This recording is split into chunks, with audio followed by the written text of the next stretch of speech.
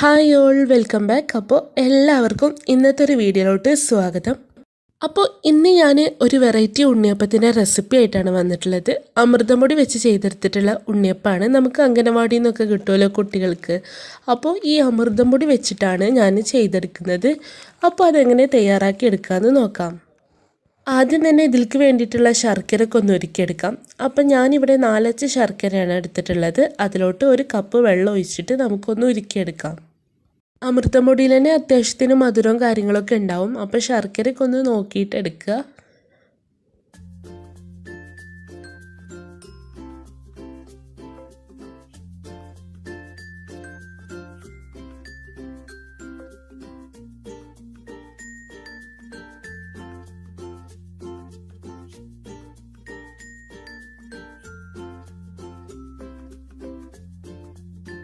അങ്ങനെ ശർക്കരയൊക്കെ നന്നായിട്ട് ഉരുകി വന്നിട്ടുണ്ട്.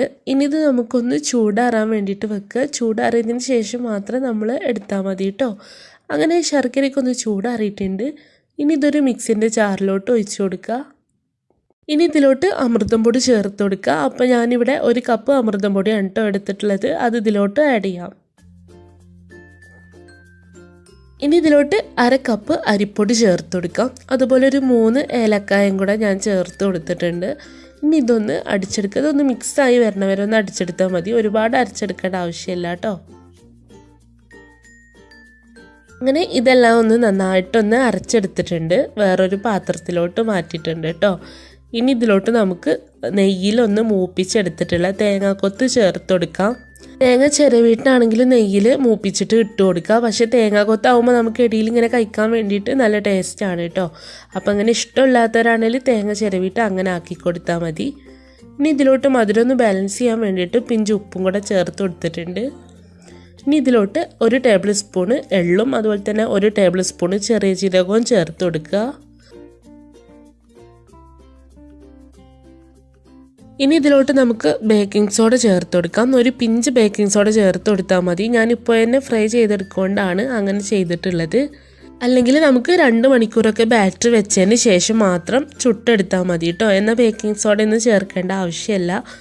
അപ്പോൾ ഇതേ നമ്മുടെ ബാറ്ററി ഇവിടെ റെഡി ആയിട്ടുണ്ട്. അപ്പോൾ ഇതാണ് നമ്മുടെ ബാറ്ററിൻ്റെ കൺസിസ്റ്റൻസി എന്ന് പറഞ്ഞാൽ.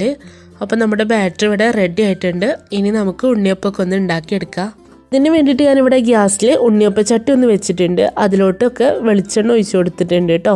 ഫുള്ളായിട്ട് നമുക്ക് ഒഴിച്ചു കൊടുക്കേണ്ട ആവശ്യമില്ല. കുറേശ്ശായിട്ട് ഒഴിച്ചു കൊടുക്കുക. ഇനി നമുക്കിതിലോട്ട് ബാറ്ററൊക്കെ ഒന്ന് ഒഴിച്ചു കൊടുക്കാം. അപ്പോൾ വെളിച്ചെണ്ണയിൽ ചെയ്യുന്നതാണ് കേട്ടോ ഒന്നുകൂടെ ടേസ്റ്റ്. അപ്പോൾ നമ്മൾ ബാറ്ററൊക്കെ ഒന്ന് എല്ലാത്തേക്കും ഒന്ന് ഒഴിച്ചു കൊടുത്തിട്ടുണ്ട്. ലോ ഫ്ലെയിമിൽ ഇടുക. അപ്പോൾ ഒരു സൈഡ് ആയതിനു ശേഷം നമുക്കൊന്ന് മറിച്ചിട്ട് കൊടുക്കുക. അപ്പോൾ ഇത് പെട്ടെന്നൊന്നും തിരിച്ചിട്ട് കൊടുക്കാൻ പറ്റില്ല. കണ്ടില്ലേ, ഇതുപോലെ പെട്ടെന്ന് ആവാത്ത പോലെയൊക്കെ ആവും. അപ്പോൾ നന്നായിട്ട് ആയതിന് ശേഷം മാത്രം തിരിച്ചിട്ട് കൊടുത്താൽ മതി. അങ്ങനെ എല്ലാതും നമുക്കിതുപോലെ ഒന്ന് തിരിച്ചിട്ട് കൊടുക്കുക.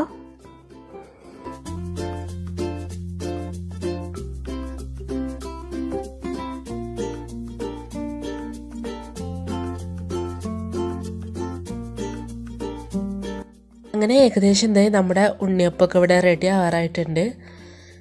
ഇനി സൈഡും ഒക്കെ ഒന്ന് മുരിച്ചെടുക്കുക. അങ്ങനെ നമ്മുടെ ഉണ്ണിയപ്പമൊക്കെ ഇവിടെ റെഡി ആയിട്ടുണ്ട്. ഇനി ഇത് നമുക്ക് ഓരോന്നും ഒന്ന് എടുത്ത് മാറ്റാം.